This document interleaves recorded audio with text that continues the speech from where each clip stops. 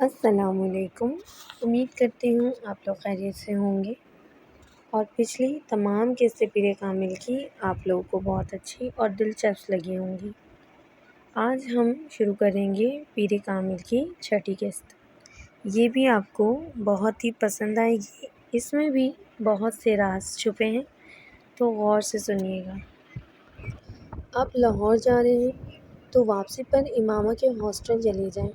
یہ کچھ کپڑے ہیں اس کے درزی سے لے کر آئی ہوں، آپ اسے دے آئیں۔ سلمیٰ نے ہاشم سے کہا۔ بھائی میں بڑا مصروف رہوں گا لاہور میں، کہاں آتا جاتا پھروں گا اس کے ہاسٹل۔ ہاشم کو قدرے تامل ہوا۔ آپ ڈرائیور کو ساتھ لے کر جا رہے ہیں، خود نہیں جا سکتے تو اسے بھیج دیجیے گا، وہ دے آئے گا یہ پیکٹ۔ سیزن ختم ہو رہا ہے، پھر یہ کپڑے اسی طرح پڑے رہیں گے، اس کا تو پتہ نہیں اب کب آئے گی۔ سلمیٰ نے لمبی چوڑی وضاحت کی۔ اچھا ٹھیک ہے، میں لے جاتا ہوں، فرصت ملی تو خود دے آؤں گا ورنہ ڈرائیور کے ہاتھ بھجوا دوں گا۔ ہاشم رضامند ہو گئے۔ لاہور میں انہوں نے خاصا مصروف دن گزارا۔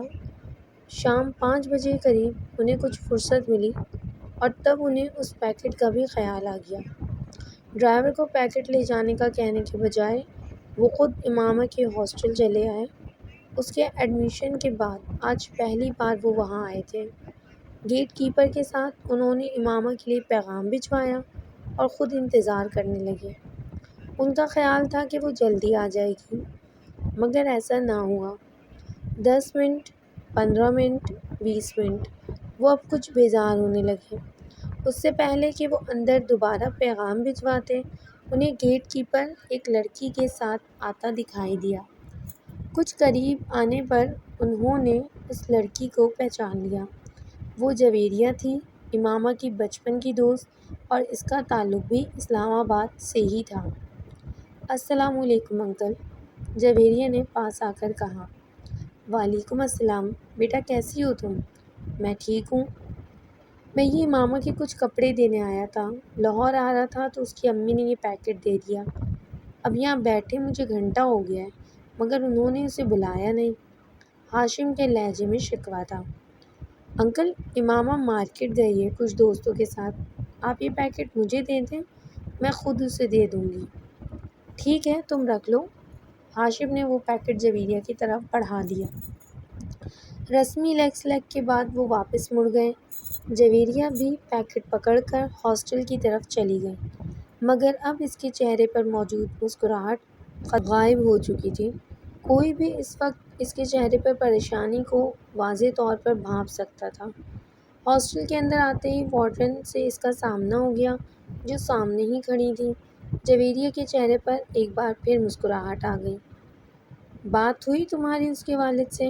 وارڈن نے اسے دیکھتے ہی اس کی جانب بڑھتے ہوئے کہا۔ جی بات ہوئی، پریشانی والا کوئی مسئلہ نہیں ہے، وہ اسلام آباد میں اپنے گھر پر ہی ہے۔ اس کے والد یہ پیکٹ لے کر آئے تھے، میرے گھر والوں نے میرے کچھ کپڑے بھجوائے ہیں۔ انکل لاہور آ رہے تھے تو امامہ نے کہا کہ وہ لے جائیں۔ انکل نے غلطی سے یہاں آ کر میرا نام لینے کے بجائے امامہ کا نام لے لیا۔ جویریہ نے ایک ہی سانس میں کئی جھوٹ روانی سے بولے۔ وارڈن نے سکون کا سانس لیا۔ خدا کا شکر ہے، ورنہ میں تو پریشان ہی ہو گئی تھی کہ مجھے تو وہ ویکنڈ پر گھر جانے کا کہہ کر گئی ہے، تو پھر وہ کہاں ہے؟ وارڈن نے مڑتے ہوئے کہا۔ جویریہ یہ پیکٹ پکڑے اپنے کمرے کی طرف چلی آئی۔ رابعہ اسے دیکھتے ہی تیر کی طرح اس کی طرف آئی۔ کیا ہوا؟ اسلام آباد میں ہی ہے وہ؟ نہیں، جویریہ نے مایوسی سے سر ہلایا۔ مائی گاڈ! رابعہ نے بے یقینی سے اپنے دونوں ہاتھ کراس کر کے سینے پر رکھے۔ تو پھر کہاں گئی ہے وہ؟ مجھے کیا پتہ، مجھ سے تو اس نے یہی کہا تھا کہ گھر جا رہی ہے، مگر وہ گھر نہیں گئی۔ آخر گئی کہاں ہے؟ امامہ ایسی تو نہیں ہے؟ جویریہ نے پیکٹ بستر پر پھینکتے ہوئے کہا۔ وارڈن سے کیا کہا تم نے؟ رابعہ نے تشویش بھرے انداز میں پوچھا۔ کیا کہا؟ جھوٹ بولا ہے اور کیا کہہ سکتی ہوں؟ یہ بتا دیتی کہ وہ اسلام آباد میں نہیں ہے تو ہاسٹل میں ابھی ہنگامہ شروع ہو جاتا، وہ تو پولیس کو بلوا لیتی۔ جویریہ نے ناخن کاٹتے ہوئے کہا۔ اور انکل کو، ان کو کیا بتایا ہے؟ رابعہ نے پوچھا۔ ان سے بھی جھوٹ بولا ہے، یہی کہا ہے کہ وہ مارکیٹ گئی ہے۔ مگر اب ہوگا کیا؟ رابعہ نے پریشانی کے عالم میں کہا۔ مجھے تو یہ فکر ہو رہی ہے کہ اگر وہ واپس نہ آئی تو میں تو بری طرح پکڑی جاؤں گی۔ سب یہی سمجھیں گے کہ مجھے اس کے پروگرام کا پتہ تھا، اس لیے میں نے وارڈن اور اس کے گھر والوں سے سب کچھ چھپایا۔ جویریہ کی پریشانی بڑھتی جا رہی تھی۔ کہیں ماما کوئی حادثہ ہی پیش نہ آ گیا ہو، ورنہ وہ ایسی لڑکی تو نہیں ہے کہ اس طرح۔ رابعہ کو اچانک خدشے نے ستایا۔ مگر اب ہم کیا کریں؟ ہم تو کسی سے اس سارے معاملے کو ڈسکس بھی نہیں کر سکتے۔ جویریہ نے ناخن کترتے ہوئے کہا۔ زینب سے بات کریں؟ رابعہ نے کہا۔ فار گاڈ سیک رابعہ، کبھی تو عقل سے کام لیا کرو۔ اس سے کیا بات کریں گے ہم؟ جویریہ نے جھنجھلا کر کہا۔ تو پھر انتظار کرتے ہیں، ہو سکتا ہے وہ آج رات تک یا کل تک آ جائے۔ اگر آ گئی تو پھر کوئی مسئلہ نہیں رہے گا، اور اگر نہ آئی تو پھر ہم وارڈن کو سب کچھ سچ سچ بتا دیں گے۔ رابعہ نے سنجیدگی سے سارے معاملے پر غور کرتے ہوئے طے کیا۔ جویریہ نے اسے دیکھا مگر اس کے مشورے پر کچھ کہا نہیں۔ پریشانی اس کے چہرے سے چھلک رہی تھی۔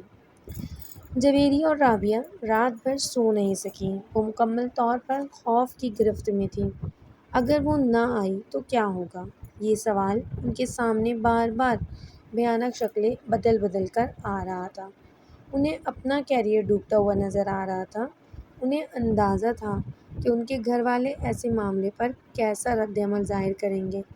وہ انہیں بری طرح ملامت کرتے، انہیں امامہ کے والد کو سب کچھ صاف صاف نہ بتانے پر تنقید کا نشانہ بناتے، اور پھر وارڈن سے سارے معاملے کو چھپانے پر اور بھی ناراض ہوتے۔ انہیں اندازہ نہیں تھا کہ حقیقت سامنے آنے پر خود ہاشم مبین اور ان کی فیملی کا رد عمل کیا ہوگا۔ وہ اس سارے معاملے میں ان دونوں کے رول کو کس طرح دیکھیں گے؟ ہاسٹل میں لڑکیاں ان کے بارے میں کس طرح کی باتیں کریں گی؟ اور پھر اگر یہ سارا معاملہ پولیس کیس بن گیا تو پولیس ان کی اس پردہ پوشی کو کیا سمجھے گی؟ وہ اندازہ کر سکتی تھی، اور اسی لیے بار بار ان کے رونگٹے کھڑے ہو رہے تھے۔ مگر سوال یہ پیدا ہوتا تھا کہ وہ گئی کہاں اور کیوں؟ وہ دونوں اس کے پچھلے رویوں کا تجزیہ کرنے کی کوشش کر رہی تھیں۔ کس طرح پچھلے 1 سال سے وہ بالکل بدل گئی تھی۔ اس نے ان کے ساتھ گھومنا پھرنا بند کر دیا تھا، وہ الجھی الجھی رہنے لگی تھی، پڑھائی میں اس کا انہماک بھی کم ہو گیا تھا اور اس کی کم گوئی۔ اور مجھے ایک بار وہ ہماری شاپنگ کے لیے جانے پر پیچھے سے غائب تھی، تب بھی وہ یقیناً وہیں گئی ہوگی جہاں وہ اب گئی ہے، اور ہم نے کس طرح بے وقوفوں کی طرح اس پر اعتبار کر لیا۔ رابعہ کو پچھلی باتیں یاد آ رہی تھیں۔ مگر امامہ ایسی نہیں تھی، میں تو اسے بچپن سے جانتی ہوں، وہ ایسی بالکل بھی نہیں تھی۔ جویریہ کو اب بھی اس پر کوئی شک نہیں ہو رہا تھا۔ ایسا ہونے میں کوئی تھوڑی دیر تھوڑی لگتی ہے، بس انسان کا کردار کمزور ہونا چاہیے۔ رابعہ بدگمانی کی انتہا پر پہنچی ہوئی تھی۔ رابعہ اس کی مرضی سے اس کی منگنی ہوئی تھی۔ وہ اور اسجد ایک دوسرے کو پسند کرتے تھے، پھر وہ اس طرح کی حرکت کیسے کر سکتی ہے؟ جویریہ نے اس کا دفاع کرنے کی کوشش کی۔ پھر تم بتاؤ کہ وہ کہاں ہے؟ میں نے تو مکھی بنا کر اسے کسی دیوار کے ساتھ نہیں چپکایا ہے۔ اس کے بابا اس سے ملنے یہاں آئے ہیں، اور وہ اپنے گھر سے آئے ہیں، تو ظاہر ہے وہ گھر پر نہیں گئی، اور ہم سے وہ یہی کہہ کر گئی تھی کہ وہ گھر جا رہی ہے۔ رابعہ نے بے چارگی سے کہا۔ ایسا بھی تو ہو سکتا ہے اسے کوئی حادثہ پیش آ گیا ہو سکتا ہے وہ اسی لیے گھر نہ پہنچ سکی ہو۔ وہ ہر بار یہاں سے فون کر کے اسلام آباد اپنے گھر والوں کو اپنے آنے کی اطلاع دے دیتی تھی، تاکہ اس کا بھائی اسے کوسٹر کے اسٹینڈ سے پک کر لے۔ اگر اس بار بھی اس نے اطلاع دی تھی تو پھر اس کے وہاں نہ پہنچنے پر وہ لوگ اطمینان سے وہاں نہ بیٹھے ہوتے، وہ یہاں ہاسٹل میں فون کرتے، اور اس کے والد کے انداز سے تو ایسا محسوس ہوا ہے جیسے اس کا اس ویکینڈ پر اسلام آباد کا کوئی پروگرام نہیں تھا۔ رابعہ نے اس کے قیاس کو مکمل طور پر رد کرتے ہوئے کہا۔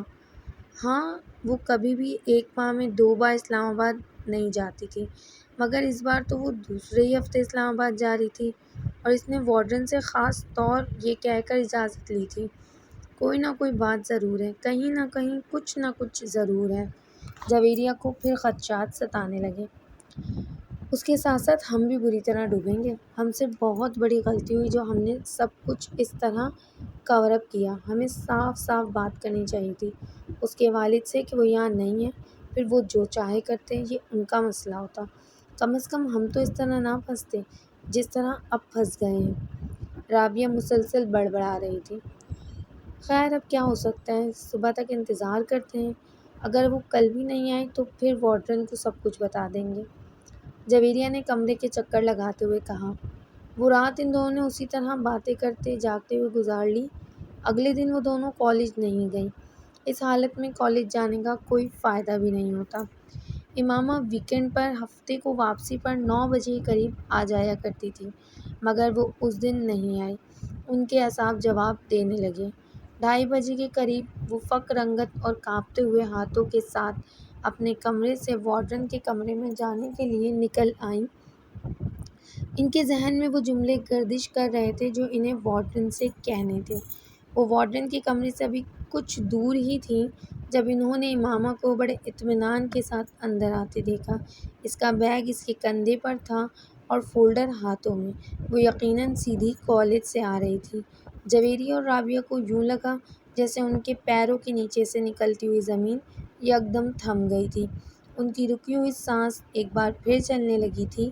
کل کے اخبارات میں متوقع وہ ہیڈ لائنز جو بھوت بن کر ان کے گرد ناچ رہی تھیں یکدم غائب ہو گئی تھیں اور ان کی جگہ اس غصے اور اشتعال نے لے لی تھی جو انہیں امامہ کی شکل دیکھ کر آیا تھا۔ وہ انہیں دیکھ چکی تھی اور اب ان کی طرف بڑھ رہی تھی۔ اس کے چہرے پر بڑی خوشگوار سی مسکراہٹ تھی۔ تم دونوں آج کالج کیوں نہیں آئے؟ سلام دعا کے بعد اس نے ان سے پوچھا۔ تمہاری مصیبتوں سے چھٹکارا ملے گا تو ہم کہیں آنے جانے کا سوچ سکیں گے، رابعہ نے تند و تیز لہجے میں اس سے کہا۔ امامہ کے چہرے کی مسکراہٹ غائب ہو گئی۔ کیا ہوا رابعہ، اس طرح غصے میں کیوں ہو؟ امامہ نے قدرے تشویش سے پوچھا۔ تم ذرا اندر کمرے میں آؤ، پھر تمہیں بتاتی ہوں کہ میں غصے میں کیوں ہوں۔ رابعہ نے اسے بازو سے پکڑ لیا اور تقریباً کھینچتے ہوئے کمرے میں لے آئی۔ جویریہ کچھ کہے بغیر ان دونوں کے پیچھے آ گئی۔ امامہ ہکا بکا تھی اور رابعہ اور جویریہ کے رویے کو سمجھ نہیں پا رہی تھی۔ کمرے میں داخل ہوتے ہی رابعہ نے دروازہ بند کر لیا۔ کہاں سے آ رہی ہو تم؟ رابعہ نے مڑ کر انتہائی تلخ اور درشت لہجے میں اس سے پوچھا۔ اسلام آباد سے، اور کہاں سے؟ امامہ نے اپنا بیگ نیچے زمین پر رکھ دیا۔ اس کے جواب نے رابعہ کو کچھ اور مشتعل کیا۔ شرم کرو امامہ، اس طرح ہمیں دھوکہ دے کر ہماری آنکھوں میں دھول جھونک کر آخر تم ثابت کیا کرنا چاہتی ہو؟ یہ کہ ہم ڈفن ہیں، ایڈیٹ ہیں، پاگل ہیں؟ بھئی ہم ہیں، ہم مانتے ہیں۔ نہ ہوتے تو یوں تم پر اندھا اعتبار نہ کیا ہوتا، تم سے اتنا بڑا دھوکہ نہ کھایا ہوتا، رابعہ نے کہا۔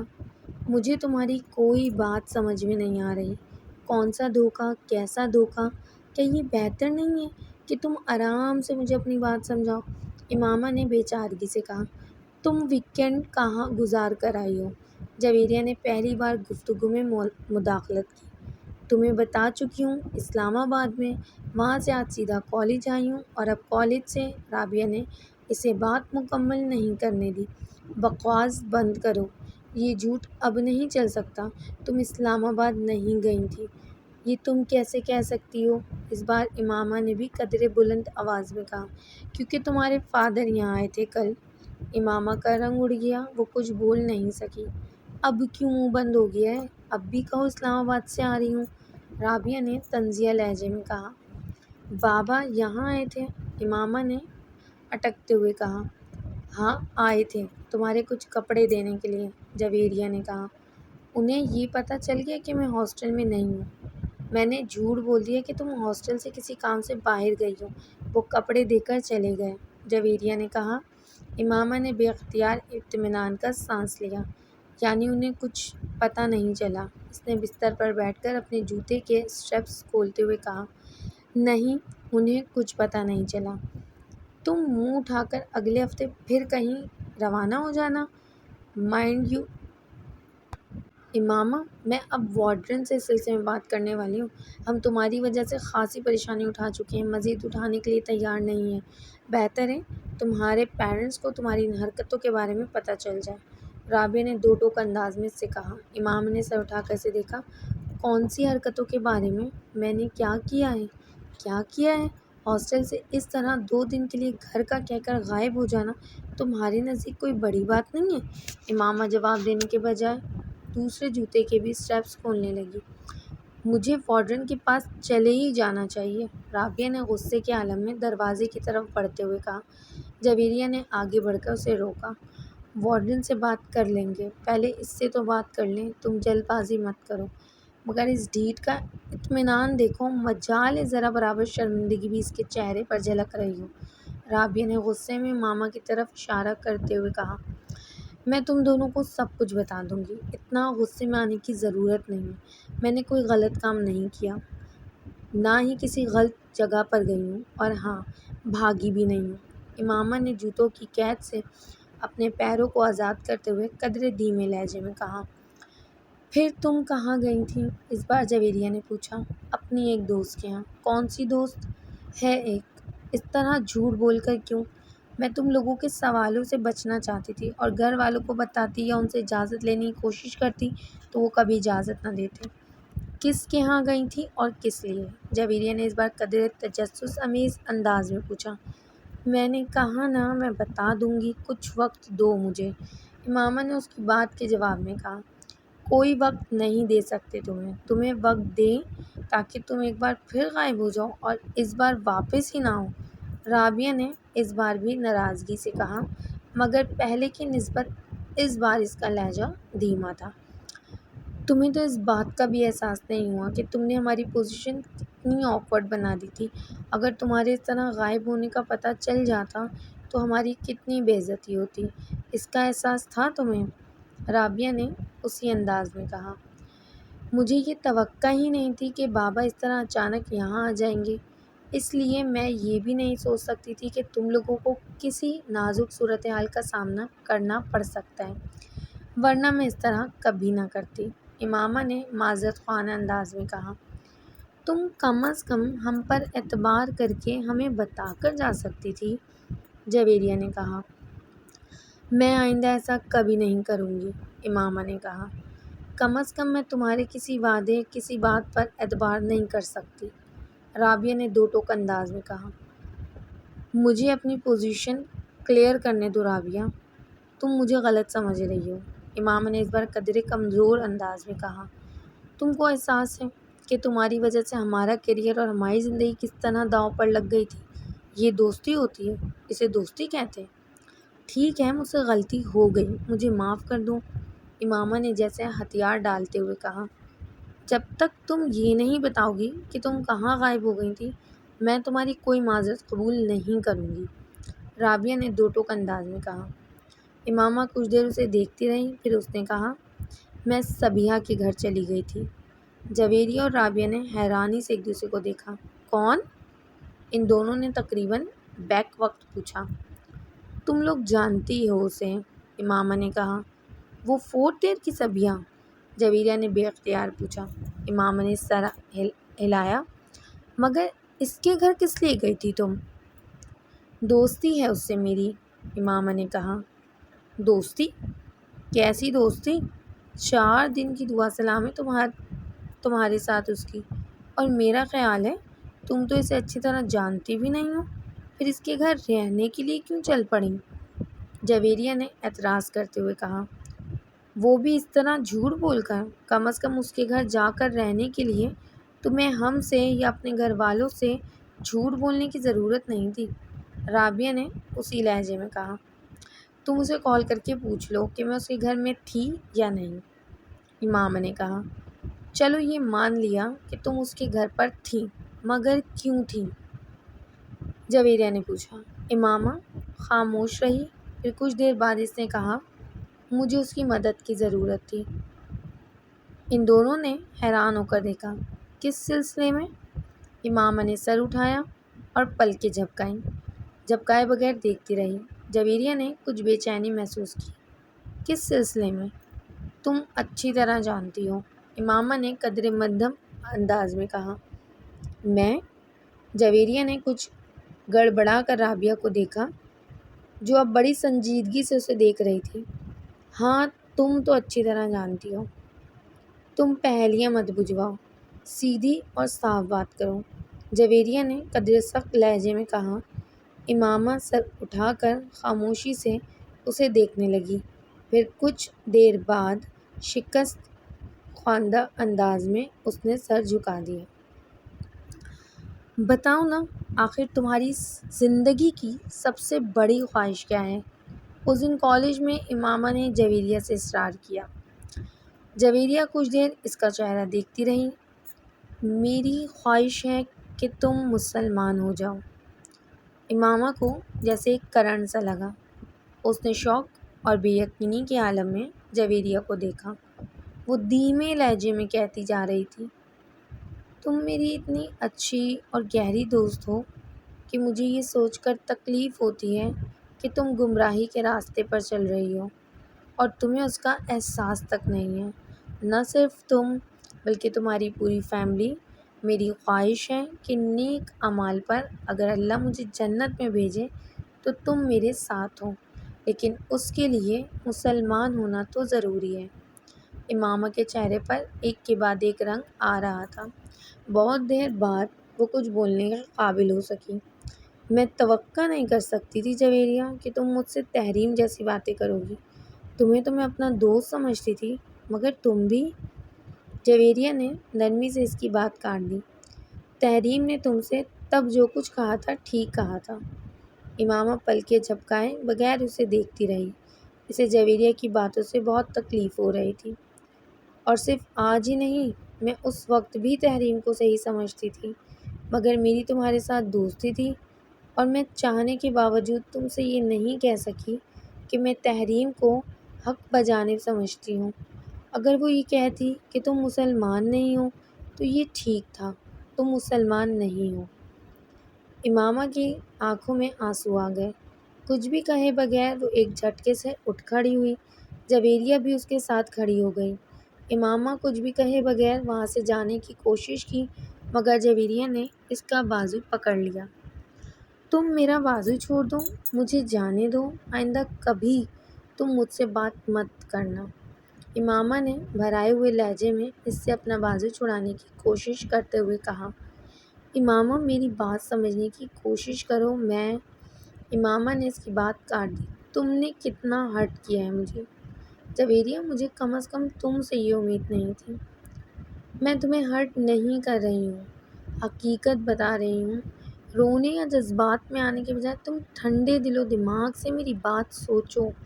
میں آخر تم کو بیکار کسی بات پر ہرٹ کیوں کروں گی؟ جویریہ نے اس کا بازو نہیں چھوڑا۔ یہ تو تمہیں پتہ ہی ہوگا کہ تم مجھے ہرٹ کیوں کر رہی ہو، مگر مجھے آج یہ اندازہ ضرور ہو گیا ہے کہ تم میں اور تحریم میں کوئی فرق نہیں ہے، بلکہ تم نے تو مجھے اس سے بھی زیادہ تکلیف پہنچائی ہے۔ اس سے میری دوستی اتنی پرانی نہیں تھی جتنی تمہارے ساتھ ہے۔ امامہ کے گالوں پر آنسو بہہ رہے تھے اور وہ مسلسل اپنا بازو جویریہ کی گرفت سے آزاد کروانے کی کوشش کر رہی تھی۔ یہ تمہارا اصرار تھا کہ میں تمہیں اپنی زندگی کی سب سے بڑی خواہش بتاؤں۔ میں اسی لیے تمہیں نہیں بتا رہی تھی، اور میں نے تمہیں پہلے ہی متنبہ کیا تھا کہ تم میری بات پر بہت ناراض ہوگی، مگر تم نے مجھے یقین دلایا تھا کہ ایسا کبھی نہیں ہوگا۔ جویریہ نے اسے یاد دلانے کی کوشش کی۔ مجھے اگر یہ پتہ ہوتا کہ تم میرے ساتھ اس طرح کی بات کرو گی تو میں کبھی تم سے تمہاری زندگی کی سب سے بڑی خواہش جاننے پر اصرار نہ کرتی۔ امامہ نے اس بار قدرے غصے سے کہا۔ اچھا، میں دوبارہ اس معاملے پر تم سے بات نہیں کروں گی، جویریہ نے قدرے مدافعانہ انداز میں کہا۔ اس سے کیا ہوگا؟ مجھے تو یہ پتہ چل گیا ہے کہ تم در حقیقت میرے بارے میں کیا سوچتی ہو۔ ہماری دوستی اب کبھی بھی پہلے جیسی نہیں ہو سکتی۔ آج تک میں نے کبھی تم پر اس طرح تنقید نہیں کی، مگر تم مجھے اسلام کا ایک فرقہ سمجھنے کے بجائے غیر مسلم بنا رہی۔ امامہ نے کہا، میں اگر ایسا کر رہی ہوں تو غلط نہیں کر رہی۔ اسلام کے تمام فرقے کم از کم یہ ایمان ضرور رکھتے ہیں کہ حضور صلی اللہ علیہ وآلہ وسلم اللہ کے آخری رسول ہیں اور ان کے بعد نبوت کا سلسلہ ختم ہو چکا ہے۔ اس بار جویریہ کو بھی غصہ آ گیا۔ مائنڈ یور لینگویج، امامہ بھی بڑک اٹھی۔ میں تمہیں حقیقت بتا رہی ہوں امامہ، اور میں ہی نہیں، یہ بات سب لوگ جانتے ہیں کہ تمہاری فیملی نے روپے کے اصول کے لیے مذہب بدلا ہے۔ امامہ میری باتوں پر اتنا ناراض ہونے کی ضرورت نہیں ہے، ٹھنڈے دل و دماغ سے۔ امامہ نے جویریہ کی بات کاٹ دی۔ مجھے ضرورت نہیں ہے تمہاری کسی بھی بات پر ٹھنڈے دل و دماغ سے غور کرنے کی۔ میں جانتی ہوں حقیقت کیا ہے اور کیا نہیں۔ تم نہیں جانتی اور یہی افسوسناک بات ہے، جویریہ نے کہا۔ امامہ نے جواب میں کچھ کہنے کے بجائے اس بات بہت زور کے جھٹکے سے اپنا بازو چھڑا لیا اور تیز قدموں کے ساتھ وہاں سے چل پڑی۔ اس بار جویریہ نے اس کے پیچھے جانے کی کوشش نہیں کی۔ وہ کچھ افسوس اور پریشانی سے اسے دور جاتے دیکھتی رہی۔ امامہ اس طرح ناراض نہیں ہوتی تھی جس طرح وہ آج ہو گئی تھی، اور یہی بات جویریہ کو پریشان کر رہی تھی۔ آج کی قسط یہیں پر اختتام کو پہنچتی ہے۔ آگے کیا ہوگا؟ اور امامہ صبیحہ کے گھر کیوں گئی تھی؟ کیا امامہ جویریہ کی بات مان کر مسلمان ہوگی؟ ان تمام باتوں کا جواب پیر کامل کی آنے والی قسطوں میں آپ کو ملے گا۔ اگلی قسط کے ساتھ کل آپ کے سامنے حاضر ہوں گے۔ جب تک کے لیے اللہ حافظ۔ اپنا بہت سارا خیال رکھیے گا۔ ویڈیو پسند آئی ہے تو لائک ضرور کرنا ہے، چینل کو سبسکرائب ضرور کر دیں۔ اللہ حافظ۔